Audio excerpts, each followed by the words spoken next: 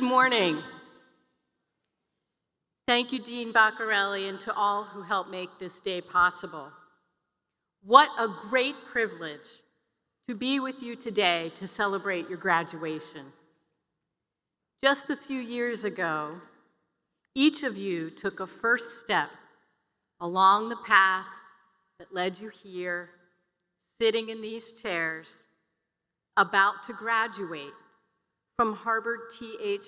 Chan School of Public Health, one of the greatest schools of public health in the world. I congratulate each of you and this community of faculty and staff and administrators, your friends and family, and your loved ones that supported you in this great achievement. This is a special class. Special not only because you completed this rigorous course of study, special not only because you have dedicated yourselves to the great mission of protecting public health as a basic human right, but special because you did that during one of the most challenging times our nation has faced. You pursued your education through the COVID-19 pandemic, through a time of great division in our country.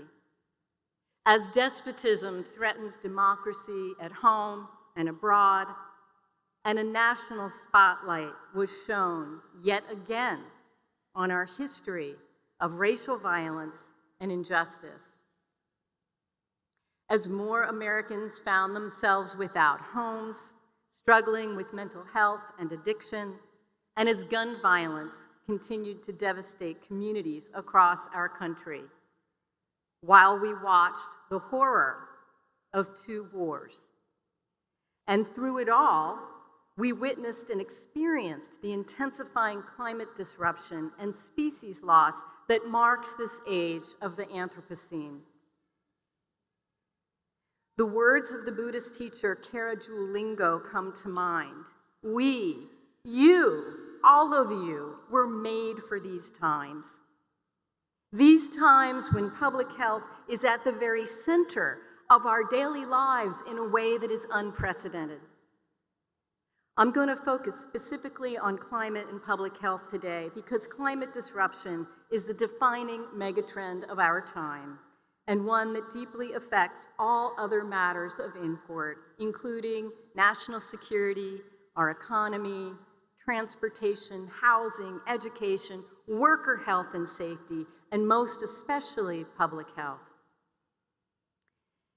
People frequently share with me how hard it is to hold the reality of all that is unfolding.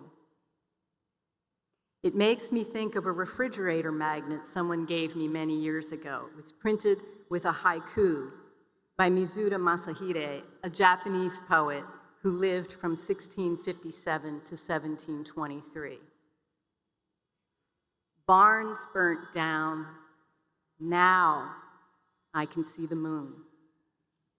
I liked it, and it lived on my fridge for many years, reminding me that while we would never wish for it, with great adversity comes great possibility. So here we are, living together into the not knowing, into that possibility. And there is power in that.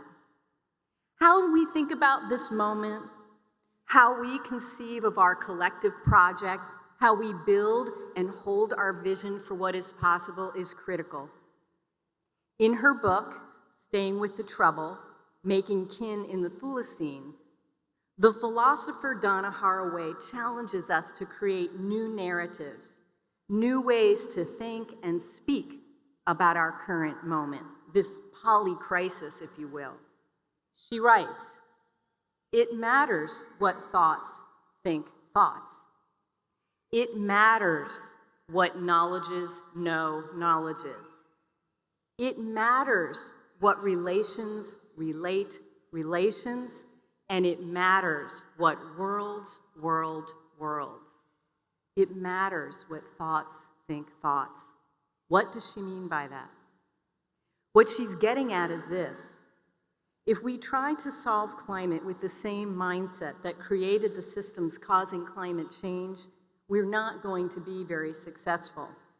And what I take from those words is that if we keep laboring under the fallacy that we humans are separate from nature, that our economies operate outside the laws of nature, then our peril, which is already great, is perhaps beyond recall. Because it is that idea, the worldview that conceives of humans as somehow exempt from the laws of chemistry and biology and physics, it is that idea that is now destabilizing the climate and threatening the ecosystems that support all life. That mindset allows many of us, especially the most privileged among us, to continue to live as if in a trance. Quote, in deep awe of things as they are, as the writer and anti-war and civil rights activist Barbara Deming once described in her seminal essay on the necessity to liberate minds. Deming wrote, most Americans still take it for granted that somehow what is done, must make sense. It can't really be insane. These assumptions exercise a tyranny over their minds. Those of us committed to try to bring about change have, above all, to reckon with this tyranny, have, above all, to try and find a way to relieve people of it. She might well have been speaking about climate change. So that now, even as we see with our own eyes the floods, the heat, the extreme storms, crops lost, human suffering, droughts, rivers running dry, conflicts driven in part by climate change, the billions of animals, trees, plants, fish, and sea creatures lost, even as we see all that, we're hard-pressed to stop. To stop and fully absorb the reality of our circumstance. The economist W. Edwards Deming once said, every system is perfectly designed to get the results it gets.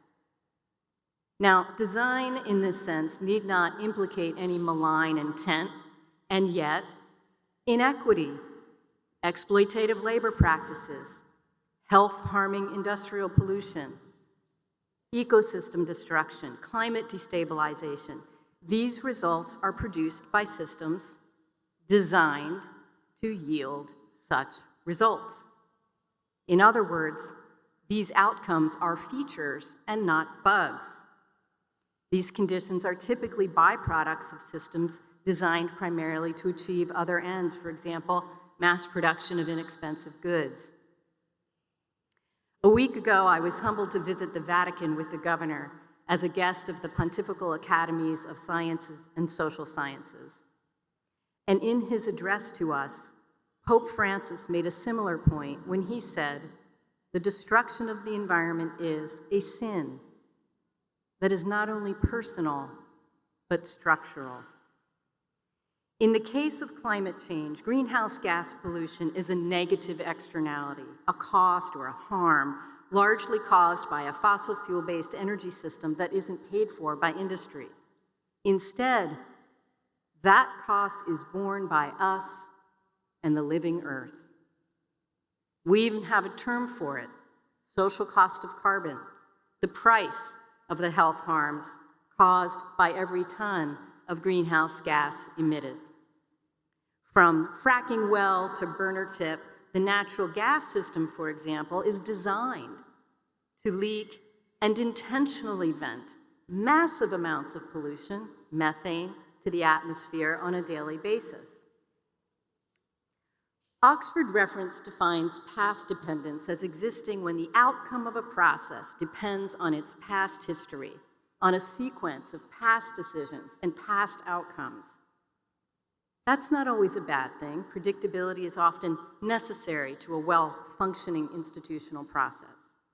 But in the Anthropocene, when governance structures and institutions need to be nimble and rapidly recalibrated to respond to increasingly urgent signals from the natural world that is our life support system, many forms of path dependency become a subtle and seductive form of denial. A comforting undertow that pulls us back into a world of planning and executing based on assumptions anchored in the past, on the ways we've always done things, ways that recreate the conditions for the climate crisis that is a global public health crisis. Here, two related concepts come to mind: status quo bias, a preference for things as they are, and confirmation bias, the tendency to interpret events or facts in a way that confirms our pre-existing beliefs. These dynamics exert enormous institutional inertia, creating a powerful undertow that pulls us in the opposite direction of the change happening on the surface. And in the context of climate, the aggregate result could be catastrophic.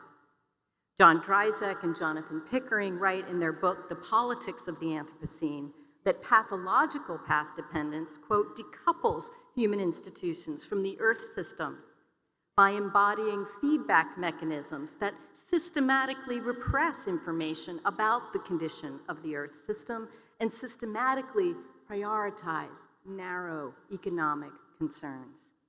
They offer a solution. The Anthropocene demands an enduring ability to rethink institutions, practices, worldviews, principles, and systems in a way without precedent in human history. In other words, it matters what thoughts think thoughts.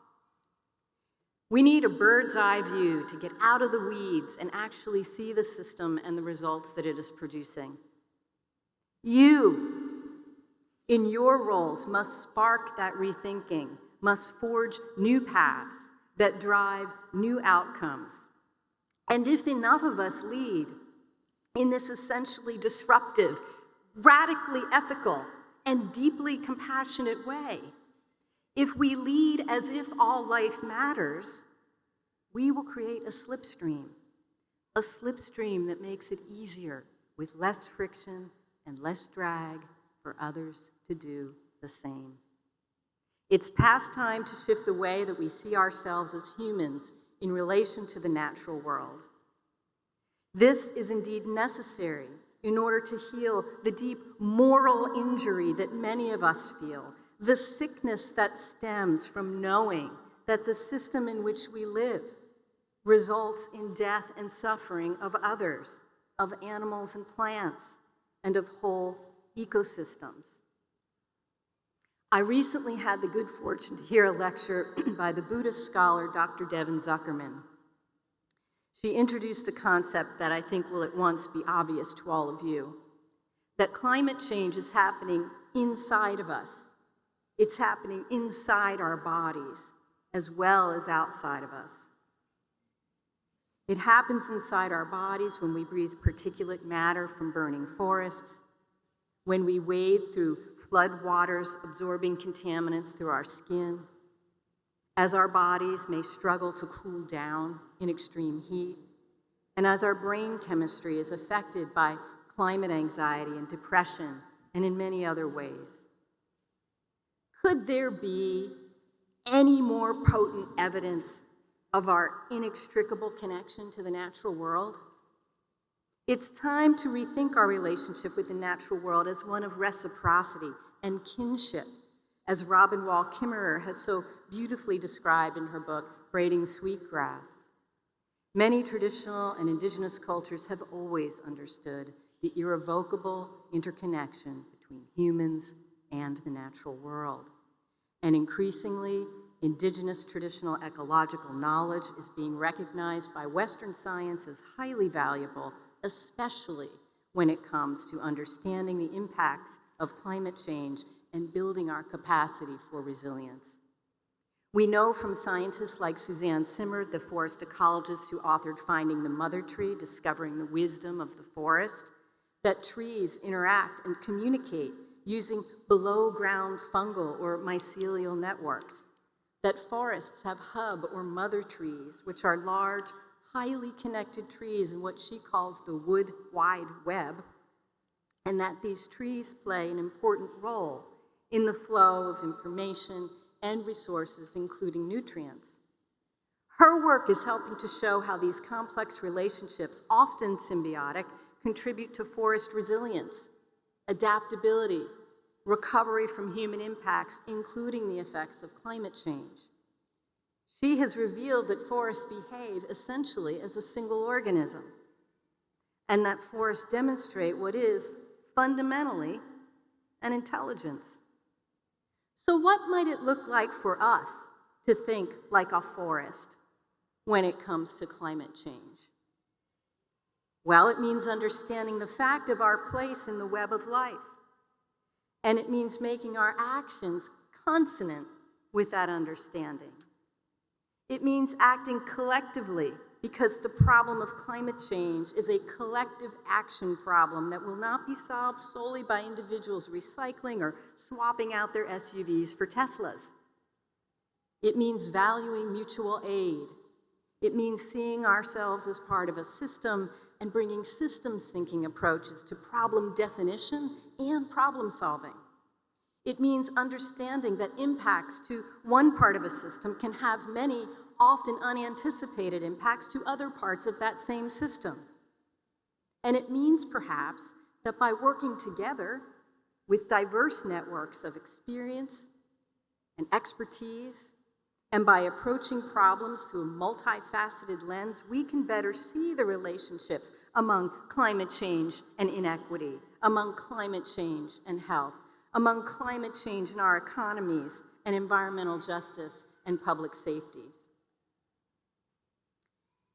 And in so working, perhaps a wild intelligence may arise, uncultivated and mycelial, incorporating the best of our learned traditions, but cross-disciplinary, intersectional, unsiloed, free to conceive unforeseen possibilities, co-benefits, and new pathways. Because it is indeed true that we don't know exactly what the future holds. That is up to us. Now, how might we create the conditions for such an intelligence to emerge? To summon the power of our collective creativity, the power of our imaginations to conceive new life ways, to catalyze the social transformation that's now imperative. What would it look like if our actions in the world reflected our understanding that our own human health and thriving is dependent on the health and integrity of the natural world? What would that look like? I challenge you as you take the next steps on your path, as you embark on your new careers, to live into those questions. Thank you for choosing to dedicate your lives to the betterment of public health and the well-being of our communities. May your pursuit of this vocation be deeply rewarding. May your work be of benefit, and may you be blessed. Congratulations.